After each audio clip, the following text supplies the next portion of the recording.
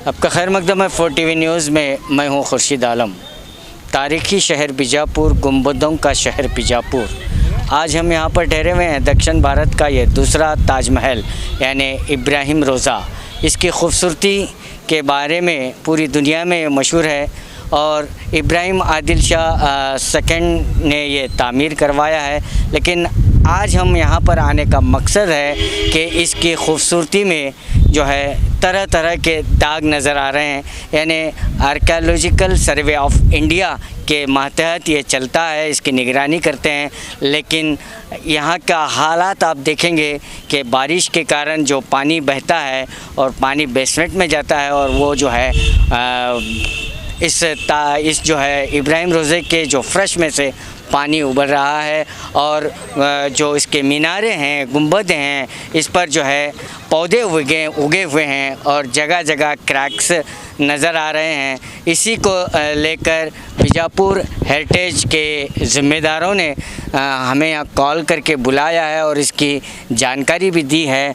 तो मैं बीजापुर हेरिटेज जो उनका एनजीओ चलाते हैं, तो उन्होंने जो है काफ़ी जो इसके इस ताल्लुक़ से काफ़ी जो है करस्पॉन्डेंस किए हैं यहाँ पर आर्कियोलॉजिकल सर्वे ऑफ इंडिया को, लेकिन अभी तक इसका कोई भी जवाब नहीं आ रहा है। और मेरे राइट साइड में हमने पहले भी न्यूज़ किया था कि वो कंपाउंड वॉल गिरी हुई है, लेकिन 1 साल का अरसा हुआ लेकिन अभी भी वो कंपाउंड वॉल बनाया नहीं गया है। और गार्डन की हालत तो आप देख रहे हैं, बिल्कुल खस्ता हालत है। और यहाँ के जो ज़िम्मेदार हैं, मोनूमेंट्स के ज़िम्मेदार हैं, इनसे पूछने के बाद बता रहे हैं कि कोविड-19 जो लॉकडाउन था, इसके ताल्लुक़ से कोई भी लेबर नहीं है, तो ये गार्डन जाकर झाड़ियों की शक्ल इख्तियार कर चुका है। तो हमारे साथ मौजूद हैं बीजापुर हेरिटेज फाउंडेशन के ज़िम्मेदार अनीस मनियार साहब। इस ताल्लुक़ से आप कहाँ करस्पॉन्डेंस के हैं और क्या क्या हालात आप देख रहे हैं? भाई थैंक यू वेरी मच। देखिए, सबसे पहले जो करस्पॉन्डेंस हमारा तकरीबन 2 साल से चल रहा है। सबसे पहले जो हम लोगों ने बात बताई थी उन लोगों को कि जो कंपाउंड वॉल गिर गया है, वो कंपाउंड वॉल बनाने के लिए तकरीबन 1 साल हो गया गिर के। अब तकरीबन 3 बार इसको हम लोग लेटर लिखे इसके बारे में। उनका क्या जवाब आ रहा है, कोरोना की वजह से क्या है, कोई लॉकडाउन की वजह से फंड्स नहीं है बोले। अब रिसेंटली क्या बोलते हैं, हम लोग टेंडर बुलाए हैं, फंड्स रिलीज़ होना है, फंड्स रिलीज होने बाद इमीडिएटली हम लोग काम स्टार्ट करते हैं बोले। ये राइटिंग में आया है या नहीं? राइटिंग में है। और दूसरी बात क्या है, जब बारिश आई थी बीजापुर में रिसेंटली, तो उसी नेक्स्ट डे हम लोग यहाँ पे विजिट करे। जो फ्लोरिंग है, फ्लोरिंग से डैम्पनेस है, पूरा कच्चापन, गीलापन नज़र आ रहा है, तो डैम्पनेस है। तो इसे बता रहे थे कि आसपास जो पानी जो इकट्ठा हो रहा है, इस इमारत के आसपास में जो पानी इकट्ठा हो रहा है, उसकी वजह से फ्लोरिंग में डैम्पनेस आ रही है, ठंडक पकड़ रही है।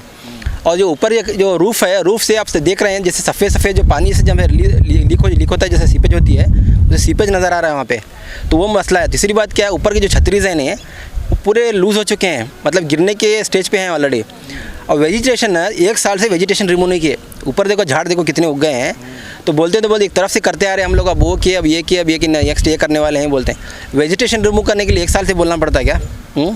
और ये टिकेटेड मोनूमेंट है, प्राइम मोनूमेंट है बीजापुर की, और इसका इंटरनेशनल रेकॉर्ड की इमारत है, ये कोई मामूली इमारत नहीं है। तो इस लेवल की इमारत का इन्होंने ये हाल करके रखा हुआ है। तो इसके ताल्लुक़ से हम लोग कई बार करस्पॉन्डेंस भी कर दिया। और रिसेंटली 1 हफ्ते पहले मैं उनको, जहाँ के जो ASI के जो ऑफिस है, उनका नाम नहीं बताना चाह रहा मैं, ऑफिसर है, उनको फ़ोन करके इसी जगह मकाम पे खड़े हो गए, फ़ोन करके बताया मैं, ये हालत है, तुम लोग आओ इधर दिखाता हूँ मैं बोल के बोला। तो बोले नहीं, आप ऑफिस को आओ, ऑफिस में बैठेंगे, बात करेंगे, आपस में आमने सामने बात करेंगे। मैं टेंडर प्रोसीजर कहाँ तक हुआ है, प्रोटोकॉल क्या क्या फॉलो किया हम लोग, क्या नहीं, सब बताता हूँ आपको, आओ सामने बैठो बोलते हैं। देखिए, ये इमारत का अगर इस लेवल पे, इस स्टेज पे अगर आप लोग कंजर्वेशन नहीं करेंगे, तो आप ये यकीन से बता रहा हूँ, 10 साल में इसकी हालत ख़राब हो जाएगी। अगर इसका एक पत्थर भी निकल के गिर गया तो समझो इसकी खूबसूरती ख़त्म है। अगर कंजर्वेशन आप नहीं कर सकते, तो इतना ही बता रहे हैं हम लोग। इससे पहले भी उनको बताए थे हम लोग, लेटर में लिख के दिए थे हम उनको, आपको अगर कंजर्वेशन के लिए आपके पास सफिशिएंट फंड्स नहीं है, मैन पावर आपको मेंटेन के लिए मैन पावर नहीं है, तो आप एक काम कीजिए, आगा खान फाउंडेशन से हम लोग करस्पॉन्डेंस करके देंगे आपको। आप MOU साइन कीजिए, मेमोरेंडम ऑफ अंडरस्टैंडिंग साइन करके आगा खान फाउंडेशन के साथ MOU साइन करके दीजिए। आप कंजर्वेशन वर्क वो लोग करते हैं, ठीक है, 100% बजट वगैरह फंड्स वो लोग करते हैं। आप क्या मेमोरेंडम ऑफ अंडरस्टैंडिंग साइन करके दीजिए आगा खान के साथ, है नहीं? आप करके देंगे तो वो लोग काम करेंगे, तो उसके लिए भी वो लोग रेडी नहीं हैं। दूसरी बात क्या है, ASI को यहाँ तक डायरेक्टर जनरल के पास जाके भी आए हम लोग, दिल्ली डायरेक्टर जनरल के पास जाके लेटर के देके इसके बारे में सिचुएशन क्या क्या बता है।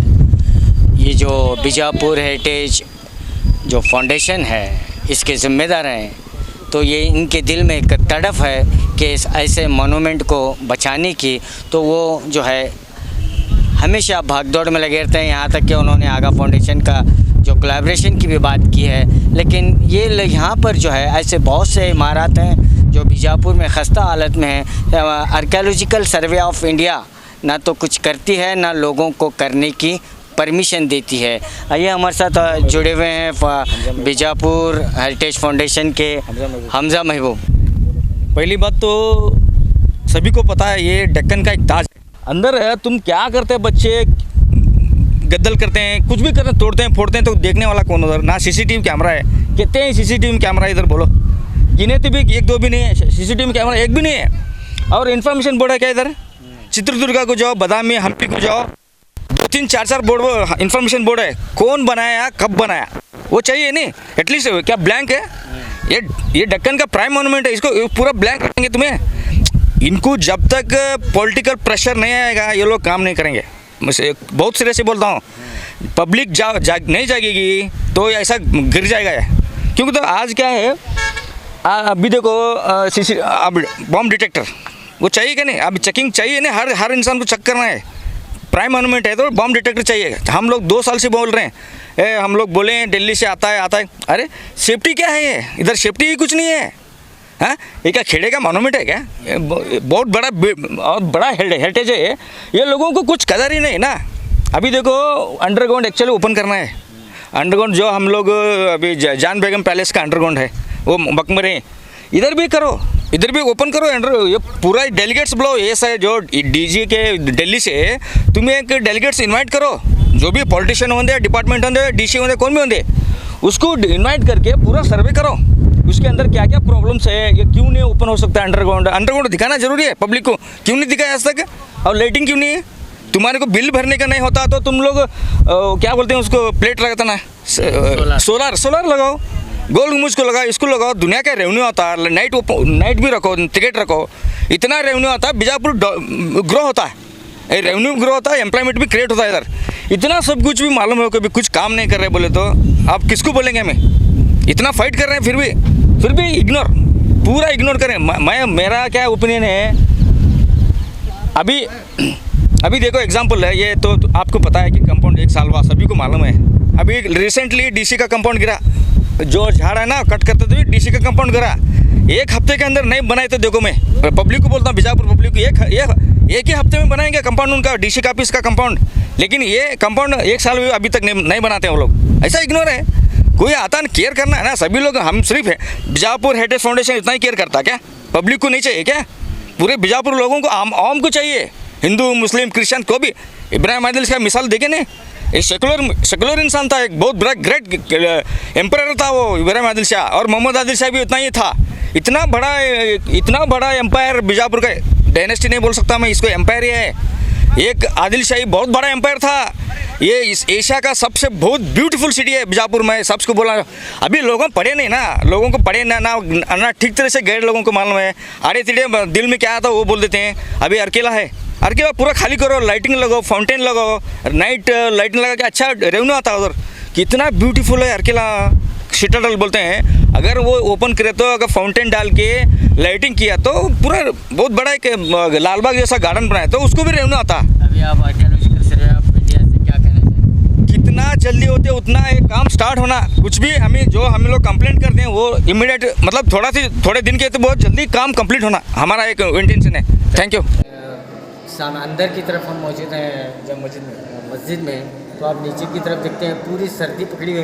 ये सर्दी किस लिए कैसा पकड़ी है, कैसा? नहीं सर, एक्चुअली ये पानी बेसमेंट में पानी हो सकता है, क्योंकि वो लोग अंडरग्राउंड ओपन नहीं कर रहे हैं। हाँ। एक्चुअली ओपन करना चाहिए, सर्वे करना क्या हो रहा है क्या नहीं चेक करना है ना। अभी इसके लिए देखो पूरा क्रैक्स है, देखो ये भी ऊपर देखो कितना क्रैक्स है, भी आप देख सकते हैं पूरा क्रैक्स पड़े हुए हैं। हाँ एक्चुअली सर, और एक बात मैं एक बहुत बड़ा है पीछे वजह सर एक तालाब था। जी। ये आदिल शाह के पुराने फोटो में आप देखते हैं, पुराने फोटो में क्या है सर, पूरा तालाब है, पानी इसको चाहिए या नहीं चाहिए था, पानी बहुत ज़रूरी था। इसलिए वो अभी आगरा का पानी ये है ना, नदी क्या बोलते हैं उसको, जमुना नदी। हाँ वैसा इधर भी एक ये बनाना पानी के लिए तो तभी क्या होता है उसका एक ब्यूटीनेस दिखता है।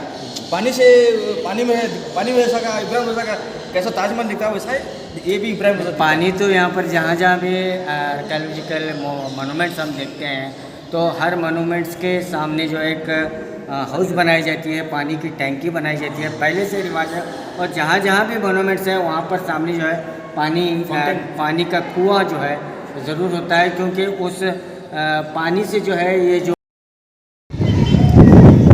इतनी खूबसूरत ये इमारत जो आदिल शाह इब्राहिम आदिल शाह दोम ने बनाई है, और एक तरफ इब्राहिम आदिल शाह का मकबरा है, दूसरी तरफ मस्जिद है, और दुनिया भर से लोग टूरिस्ट यहाँ आते हैं और इनकी इस नक्काशी को देखते हैं।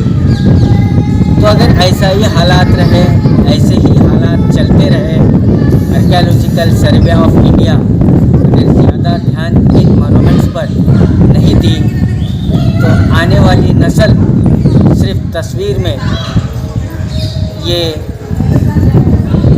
जो मोनूमेंट्स हैं इनकी सिर्फ तस्वीर देख सकती है, क्योंकि ऐसे ही चलता रहा, तरह तरह के दरारें गिरी हुई हैं, मीनारों पर दरख्त उगे हुए हैं, पौधे उगे हुए हैं, और कई तरह से पानी टपक रहा है।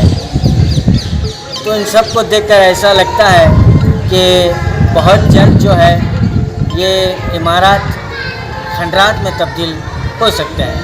कैमरामैन रऊफ के साथ मैं Khurshid Alam, TV news. Scratch कीजिए, ऑफर पाइए। जी हाँ, Aspire spirit spoken English soft scale ने वाव कार्ड लॉन्च किया है, जिसमें आप 80% तक का डिस्काउंट पा सकते हैं। जल्दी कीजिए, ये ऑफर लिमिटेड है। एडमिशन कीजिए और 1 साल का ऑफर पाइए, अभी नहीं तो कभी नहीं। बाघमारे हॉस्पिटल में दांतों की बीमारी से जुड़े हर तरह का किया जाता है इलाज, जिसके माहिर oral and maxillofacial surgeon doctor शान करीमी करेंगे आपका उम्मीद से भरपूर इलाज। तो आज ही विजिट कीजिए बाघमारे मल्टी स्पेशलिटी हॉस्पिटल, सका अफरोजा सरकारी उर्दू स्कूल नंबर 4 के पास।